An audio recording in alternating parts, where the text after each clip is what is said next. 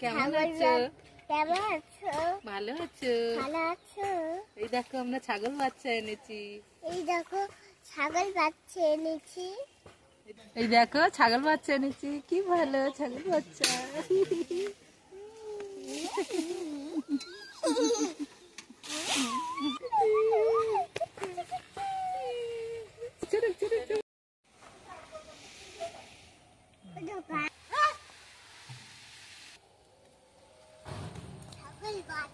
ছাগল বাচ্চা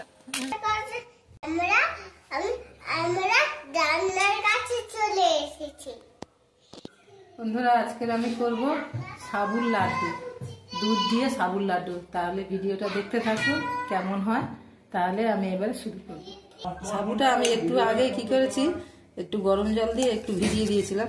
সাবুটা ভিজে গেছে। এবার আমি মাখা তৈরি করব।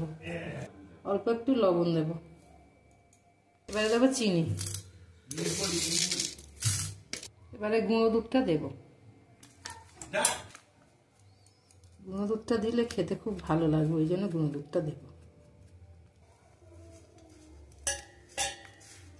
অল্প একটু হলুদ দেব, কালার হবে। মেখে নেব।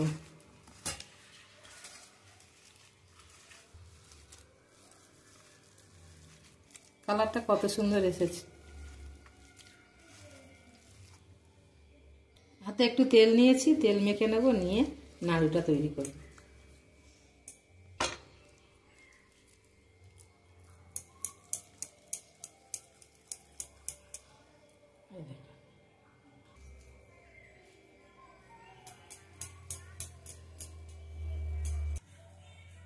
লাড্ডুগুলো হয়ে এসেছে, দেখুন কত সুন্দর লাগছে। এবারে দেবো দুধ, গাই দুধ।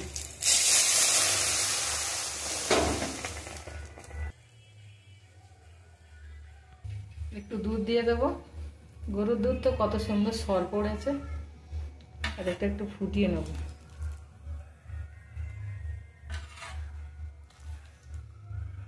দেখুন নাড়ছি, একটুও ছাড়ে না, কত সুন্দর হয়েছে।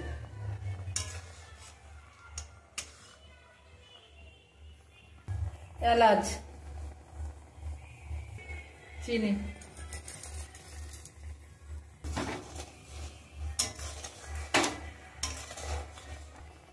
সাবু দিয়ে এই যে ক্ষীরটা যে তৈরি করেছি, অল্প একটু আমি খই দিয়ে দেবো। দিলে খুব সুন্দর একটা গন্ধ হবে, খেতে খুব ভালো লাগবে। আর দেব না। সাবুর নাড়ুর ক্ষীর তৈরি হয়ে গেছে। এবার আমি নামিয়ে নিয়েছি, এবার আমি তুলব। বন্ধুরা, আমি হলুদটা দিয়েছিলাম কেন জানেন? আমি ফুড কালার দেব না বলে আমি হলুদটা দিয়েছি।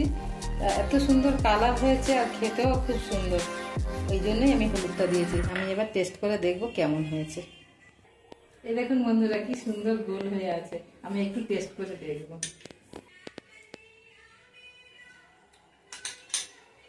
দারুণ, ভীষণ সুন্দর হয়েছে। আপনারা অবশ্যই বাড়িতে তৈরি করে দেখবেন কেমন সুন্দর। আর ভিডিওটা দেখতে থাকুন, লাইক শেয়ার কমেন্ট করবেন। আর সবাই ভালো থাকবেন। বাই বন্ধুরা।